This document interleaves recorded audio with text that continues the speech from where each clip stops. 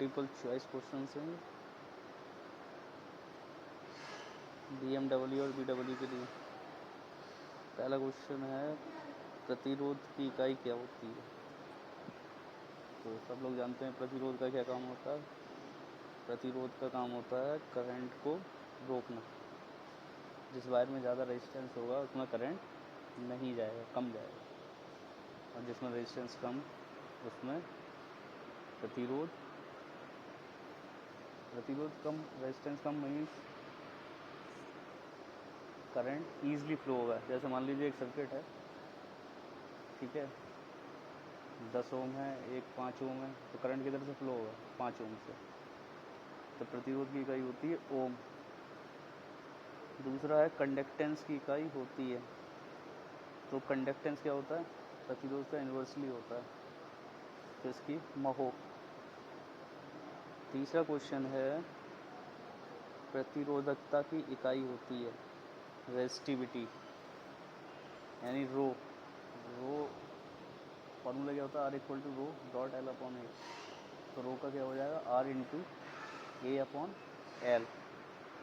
तो इसमें कौन सा आंसर हो जाएगा? ओम सेंटीमीटर हो जाएगा। चौथे क्वेश्चन पे चलते हैं। चालकता की इकाई होती है, तो रेजिस्टिविटी होती है, उसका इन्वर्सली होता है कंडक्टिविटी, ठीक है। तो कंडक्टिविटी की क्या हो जाएगी? फोर्थ का हो जाएगा D महो पर सेंटीमीटर। पांचवा है धारिता की इकाई होती है कैपेसिटेंस, सबको पता होगा, फैराड। अब आता है प्रेरकत्व की इकाई होती है, प्रेरकत्व मतलब इंडक्टेंस कैसा है? इंडक्टेंस बोल सकते हैं हम कि आप अगर इसको समझना चाहें तो अगर किसी सर्किट पर इंडक्टेंस ज़्यादा है, प्रेरकत्व ज़्यादा है, तो इसका मतलब है उसमें लॉसेस ज़्यादा होंगे। तो सर्किट में हमेशा लॉसेस को कम करने के लिए इंडक्टेंस के साथ कैपेसिटेंस लगाते हैं, ठीक है। तो इसकी ऐसा यूनिट होती है हेनरी। सातवां कंडक्टेंस की इकाई क्या होती है? कंडक्टेंस की इकाई सभी हो सकती है, महो, सीमेंस, ओम पर 1 अपॉन ओम। उसके बाद है पावर की इकाई क्या होती है? शक्ति। पावर की इकाई क्या होगी? वॉट। जी को हम मेजर करते हैं वॉट में।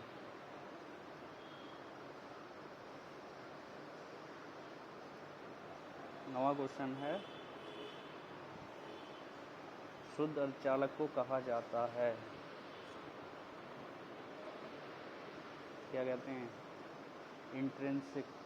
दो टाइप के होते हैं सेमीकंडक्टर, इंट्रिंसिक और एक्सट्रिंसिक। तो उसके अंदर होते हैं पी टाइप और एन टाइप, ठीक है।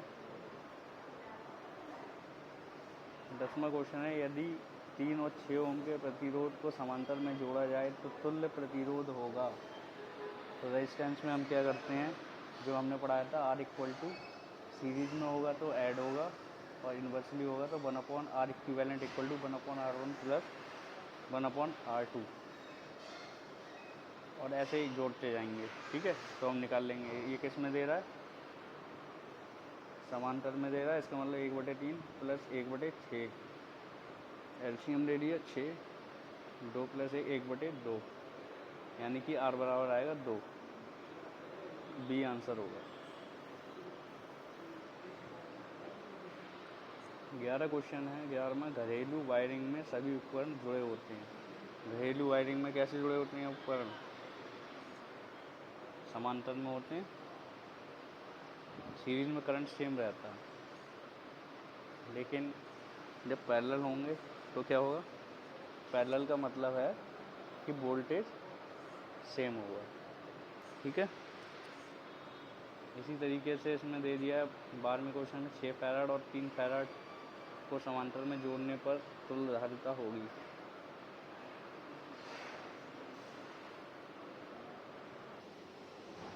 हमारा क्वेश्चन नंबर था 13। 5 ओम के 5 प्रतिरोध समांतर में संयोजित करने पर तुल्य प्रतिरोध होगा। 5 ओम के 5 समांतर में लगे 5/5 यानी कि 1।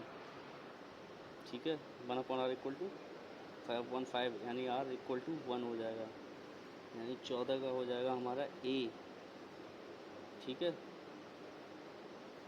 15 है हमारा n ओम के n प्रतिरोध श्रेणी में जोड़ने पर तुल्य प्रतिरोध होगा। तो कितना होगा हमारा? क्वेश्चन नंबर है हमारा 15 का हो जाएगा हमारा D।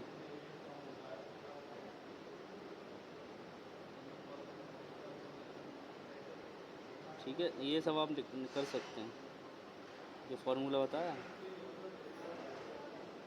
16 वाले में ये है कि 9 फैराड के 9 कैपेसिटर दे दिए, श्रेणी में जोड़ दिए, तो 1/C equivalent equal to 1/C1 plus 1/C2 और 9 तक ले जाओ उन्हें। रेजिस्टेंस का ये ऐसे करके याद रख सकते हो, या तो आप रेजिस्टेंस याद कर लें या कैपेसिटेंस याद कर लें, तो दोनों में से आप एक कर सकते हैं। ठीक है, 17 है समांतर में जोड़ दिया। समांतर का मतलब क्या हो गया? रेजिस्टेंस का, जैसे रेजिस्टेंस को सीरीज में जोड़ते हैं। 9 फैराड है, 9 संधारित्र हैं, तो 9 जा 81, तो इसका आंसर हो जाएगा डी, 17 का डी।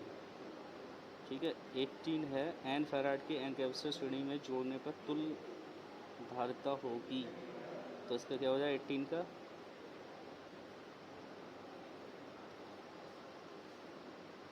ये श्रेणी में जोड़ रहा है तो इसको इन्वर्सली चले जाएंगे ना, तो ये वो हो जाएगा, तो इसका 1 फैराड हो जाएगा।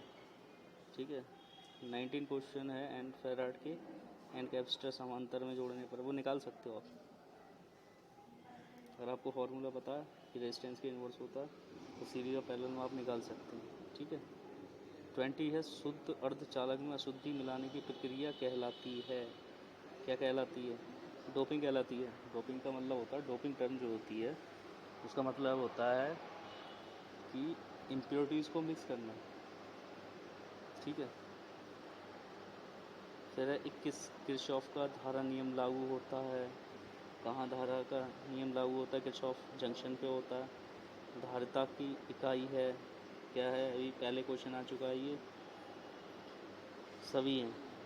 यहाँ फैराड दिख रहा है तो आप फैराड तो होती है, नैनो फैराड है 10⁻⁻9, फैराड में कन्वर्ट कर लो, इको है 10⁻⁻12 फैराड। ठीक है, ये आप कर सकते हैं।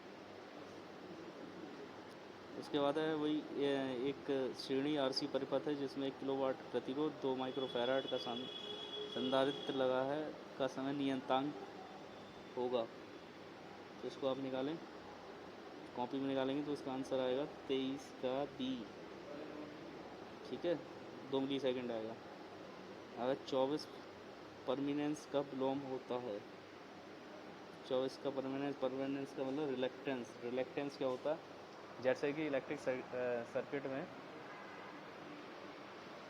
आपका रेजिस्टेंस वर्क करता है, वैसे ही रिलेक्टेंस वर्क करता है, यानी कि फ्लक्स उस रास्ते से जाएगा जहाँ पर रिलेक्टेंस कम होगा। और रेजिस्टेंस और करंट कैसे जाता है? करंट वहाँ जाता है जहाँ पे रेजिस्टेंस कम होगा। ठीक है, इस तरीके से हम समझ सकते हैं। अब आते हैं हम क्वेश्चन नंबर 25, ये आप निकाल सकते हैं। सही है ना? 25 का जो आंसर होगा 25 का होगा सी, निकल के आएगा 3 mH। यदि दो कुंडलियाँ जिनका स्वप्रेरक तो 4 मिली हेनरी और 9 मिली हेनरी है तथा दोनों के बीच युग्म गुणांक इतना है, तो इनके बीच अन्योन्य प्रेरकत्व होगा। वे सब फॉर्मूले बेस्ड है।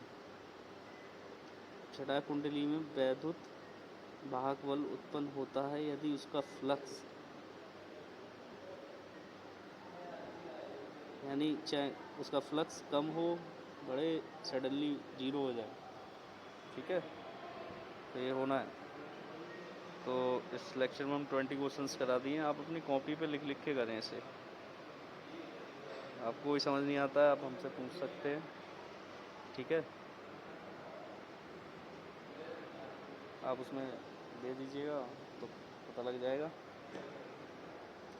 रिप्लाई कर दिया करो ग्रुप में, जैसे कुछ समझ नहीं आ रहा तो हम उसको एक्सप्लेन कर दिया करेंगे। ठीक है ना।